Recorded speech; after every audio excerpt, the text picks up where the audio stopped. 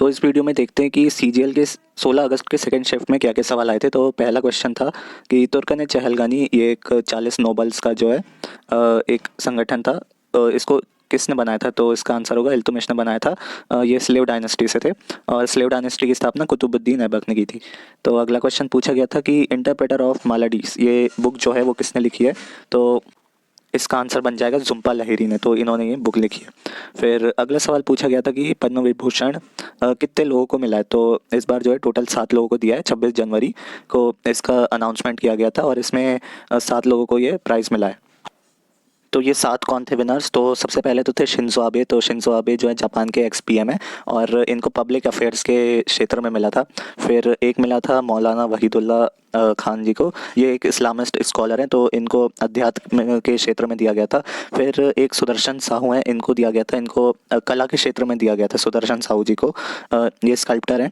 फिर एक दिया गया था एस पी बाला गुरुस्वामी, तो ये सिंगर थे, तो इनको भी ये प्राइज़ दिया गया था। फिर इनमें से दिया गया था एक बेले महापात्रा हेगड़े को, ये मेडिसिन की फील्ड में इनको दिया गया था। और एक दिया गया था नरेंद्र सिंह कपानी को, ये एक फिजिसिस्ट है, साइंटिस्ट है। इन्होंने optical fibre cable Andaman and Nicobar में उसमें कंट्रीब्यूशन था इसका, तो इसलिए इनको दिया गया था। और एक आर्कियोलॉजिस्ट की फील्ड में दिया गया था बीबी लाल को, बीबी लाल को भी ये अवार्ड दिया गया था। तो आप इतना याद रखिए। और पद्म विभूषण जो है वो सेकंड हाईएस्ट सिविलियन अवार्ड है भारत का। तो ये क्वेश्चन पूछा गया था। फिर अगला क्वेश्चन था कि राज्यसभा का चेयरमैन कौन होता है? So that is vice president, जो अभी हैं हमारे कंट्री के एम वेंकैया नायडू, ये हैं अभी x official chairman of Rajya Sabha. अगला क्वेश्चन देखते हैं। तो अगला क्वेश्चन पूछा गया था फंगस, स्टडी ऑफ फंगस, इसको क्या कहते हैं? तो माइकोलॉजी इसका आंसर बनेगा, इसको कहते हैं स्टडी ऑफ फंगस। फिर एक क्वेश्चन पूछा था कि what is the name of chemical used in ripening of mangoes, मतलब आम को पकाने के लिए कौन से केमिकल का यूज़ किया जाता है? तो वो होगा कैल्शियम कार्बाइड, इसका यूज़ किया जाता है। फिर अगला क्वेश्चन पूछा था कि नेशनल हिंदी डे कब सेलिब्रेट किया जाता है? तो ये 14 सितंबर को मनाया जाता है। और वर्ल्ड हिंदी डे कब मनाया जाता है? तो 10 जनवरी को मनाया जाएगा, तो इतना आप ध्यान रखिएगा। अब अगला सवाल पूछा गया था कि who was the first vice president of India? तो फर्स्ट वाइस प्रेसिडेंट थे डॉक्टर एस राधाकृष्णन और ये सेकंड प्रेसिडेंट भी थे, तो आप इतना याद रखिएगा।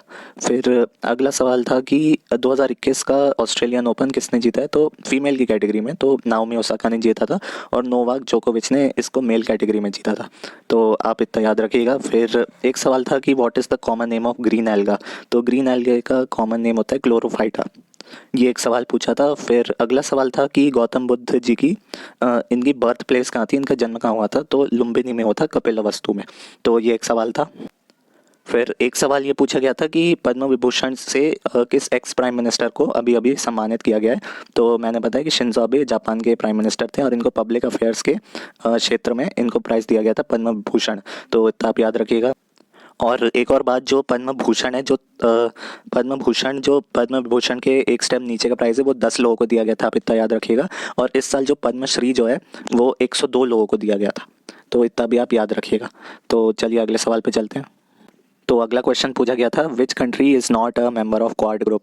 तो क्वाड ग्रुप ये 4 देशों का संगठन है, तो इसमें कौन कौन से देश है? जापान, इंडिया, ऑस्ट्रेलिया और यूएसए, तो ये 4 देश हैं। तो इनके अलावा जो भी देश होगा ऑप्शन में वो इसका आंसर बनेगा।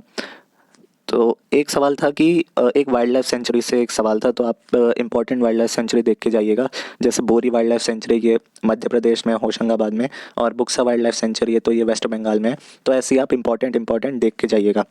फिर एक सवाल था कि FIH यानी जो हॉकी का फेडरेशन है इंटरनेशनल का, उसका हेडक्वार्टर कहाँ है? तो वो स्विट्ज़रलैंड में, तो ये एक सवाल था। और 2 सवाल जो थे वो पीरियोडिक टेबल से थे, डी ब्लॉक, एस ब्लॉक से थे, और कॉलम 1 और कॉलम 2 के बारे में थे, तो आप इतना बेसिक जो है देख के जाइएगा पीरियोडिक टेबल से। तो इस वीडियो में इतना ही, यही वीडियो का अंत है और थैंक्स फॉर वॉचिंग। मिलेंगे अगले वीडियो में।